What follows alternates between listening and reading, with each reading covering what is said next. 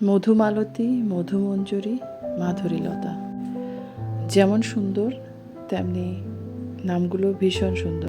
আমার বাগানের নতুন অতিথি, মাত্র ছোট্ট একটা ঢাল থেকে এখন মাশাল্লাহ কুড়ি আসছে।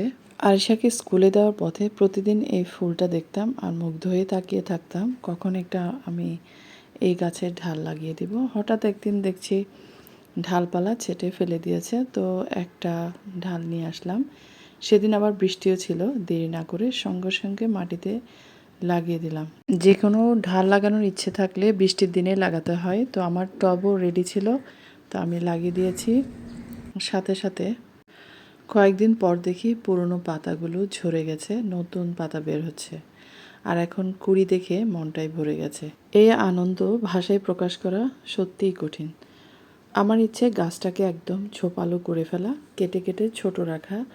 তো এটা একটা ক্লাইম্বার টাইপের, মানে লতানো উদ্ভিদ। তো এটা যত বাড়তে দিব তত বাড়বে। তো আমি কেটে ছোট করে রাখবো, একদম ঝোপালো করে ফেলবো। তো ঝোপালো করার আইডিয়াটা কেমন হবে কমেন্টে সবাই জানাবেন।